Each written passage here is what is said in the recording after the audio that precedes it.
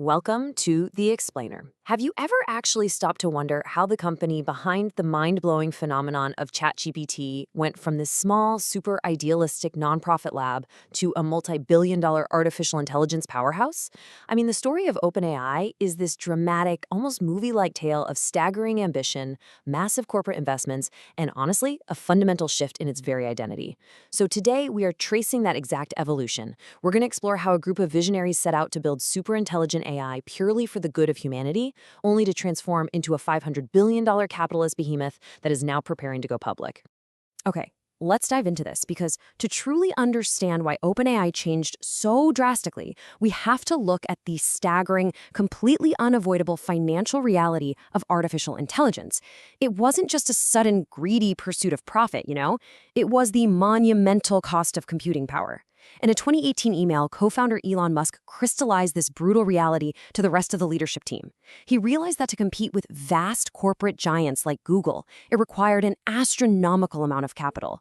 Without literally billions of dollars to pay for data centers and the absolute top-tier research talent in the world, the dream of advanced AI was just impossible. Section 1. The Nonprofit AI Dream. Now, before those billions of dollars started flowing in, the company's origins were remarkably humble and deeply, deeply idealistic. Let's step back to the very beginning. In December of 2015, a group of Silicon Valley luminaries, including Sam Altman and Elon Musk, came together with a truly noble mission. They were genuinely worried that corporations driven entirely by profit might develop artificial general intelligence, or AGI, without actually considering the safety of humanity. So they founded OpenAI as a nonprofit research lab. The whole goal was to build AGI safely, share their research openly, and make sure the tech benefited everyone, not just a handful of shareholders. The founders pledged $1 billion to get it off the ground. And this radical, research-first vision, well, it worked. It successfully attracted top-tier AI talent who literally turned down massive corporate salaries just to join the cause. Now, what's really interesting about this slide is this amazing moment back in 2016. That's NVIDIA CEO Jensen Huang, and he personally hauled a $300,000 black DGX-1 supercomputer right up to OpenAI's offices. When Musk casually mentioned it was for a nonprofit company, Huang reportedly said all the blood just completely drained from his face at the thought of parking such an incredibly costly box inside an organization that wasn't even meant to make money. And honestly, that perfectly encapsulates the tension that was already brewing. The sheer cost of the hardware needed to run these massive AI models was already putting huge strain on that nonprofit model. Section 2. The Pivot to For-Profit. So, that early tension eventually reached a total breaking point. As OpenAI's researchers started making real technical breakthroughs, the absolute necessity for cash could no longer be ignored. A huge turning point happened in 2017 when an OpenAI system actually defeated professional gamers in the incredibly complex video game Dota 2. This proved AI's massive potential, for sure, but it also exposed just how much raw computing power was required to take the next step. To survive and to compete, they had to pivot. So in 2019, OpenAI announced a highly controversial restructuring, shifting from a pure nonprofit to a capped profit model. Basically, this meant investors could finally get a return, but it was capped at 100 times their initial investment. This hybrid setup was designed to attract venture capital while, on paper at least, keeping the nonprofit's mission intact.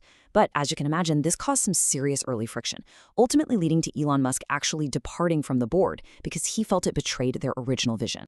But here's the thing. The new structure did exactly what it was designed to do. It attracted absolutely unprecedented funding.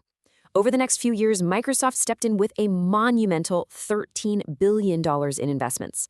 And this wasn't just cold, hard cash, right? It was a critical strategic partnership that hooked OpenAI up with the massive Microsoft Azure supercomputing infrastructure. With that kind of engine behind them, OpenAI finally had the raw computational power they desperately needed to train the incredibly complex models that were about to completely shock the world. Section 3. ChatGPT changes the world. Let's move to and see how this builds, because with their new corporate funding and those supercomputers fully operational, OpenAI's technological development just went into total overdrive. The pace of innovation we're looking at here is truly breathtaking. In 2019, they developed GPT-2, a model so shockingly good at generating text that they initially withheld the full version out of safety concerns. By 2020, GPT-3 arrived, and that was a massive paradigm shift, boasting 175 billion parameters. But the true inflection point, the one we all remember, hit in November 2022 with the release of ChatGPT. Following that absolute viral explosion, the company just kept accelerating. They launched the multimodal GPT-4o in 2024, which could process audio and video, and moved rapidly into advanced reasoning models like o1, o3, and the highly capable GPT-5 series by 2025 and 2026. The release of ChatGPT didn't just showcase some cool new tech. It completely altered the global landscape overnight. It became the fastest-growing consumer application in human history, hitting 100 million users in just 2 months. By February 2026, it was sitting at a staggering 900 million weekly active users. It brought powerful AI access directly to the average person, transforming everything from software coding and academic research to global translations. However, that kind of sweeping societal impact came with some very serious consequences. It sparked deep, ongoing concerns over AI hallucinations, which is when the system confidently presents completely false information as if it's a fact. Plus, it triggered a massive wave of copyright infringement lawsuits from authors and media companies furious that their data was used to train these models. Section 4. Boardroom drama and lawsuits. So all of this explosive commercial success and very public controversy inevitably leaked right back into the company's leadership. The central question essentially became, did OpenAI sell its soul, or did it just do what it had to do to survive? This intense ideological clash, rapid commercialization versus safety, resulted in literally one of the most dramatic corporate crises in Silicon Valley history. On November 17, 2023, the board of directors, who were still operating under that original nonprofit mandate to ensure safety, suddenly fired CEO Sam Altman, citing a lack of candor. What followed was 5 days of absolute chaos. The company nearly collapsed entirely when 738 employees, which was almost the entire staff at the time, signed an open letter threatening to quit and walk over to Microsoft if the board didn't resign. By November 22nd, in this stunning reversal, Altman was fully reinstated as CEO, and the board was completely restructured. But honestly, the fallout from that chaotic week lingered for years. Over the course of 2024, roughly half of OpenAI's safety researchers actually fled the company. Many of them joined rival startups like Anthropic, explicitly citing that OpenAI was deprioritizing long-term safety goals. Meanwhile, Elon Musk launched this multi-year legal crusade against OpenAI, trying to undo its for-profit transition entirely. Even after a federal jury sided with OpenAI in May 2026 regarding the statute of limitations, Musk's attorney, Mark Toberoff, publicly declared, "The war is not over." And that really signaled that the battles over the company's core identity were far from finished. Section 5. The corporate AI giant. And this brilliantly illustrates where all that drama eventually led. Because despite the lawsuits and the internal turmoil, the boardroom shakeup of 2023 ultimately served to solidify the company's capitalist trajectory, paving the way for its final form. In October 2025, OpenAI executed a massive fundamental restructuring. They removed the profit cap entirely. Gone. And they officially converted the for-profit branch into a standard public benefit corporation.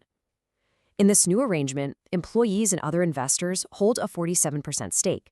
Microsoft holds a crucial 27% stake, maintaining their vital strategic and cloud computing partnership. And what about the original nonprofit? Well, it was renamed the OpenAI Foundation, retaining a 26% stake to fund separate charitable projects, completely removed from the daily control of the commercial AI development. This restructuring completely freed OpenAI to operate like a traditional, hard-hitting tech giant. Following a late 2025 share sale, the company achieved a truly mind-boggling private valuation of $500 billion, $500 billion. Furthermore, by mid-2026, reports indicated they were confidentially preparing to file for an initial public offering, targeting a massive Wall Street debut in the fall. They had successfully navigated the incredible, almost crushing financial pressures of the AI industry to become one of the most valuable enterprises on the face of the planet.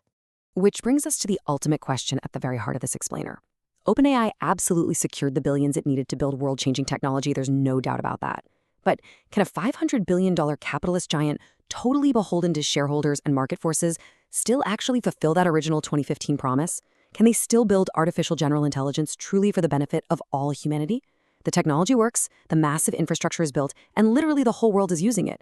But the challenge of balancing unprecedented commercial power with global safety and ethics, that chapter is just beginning.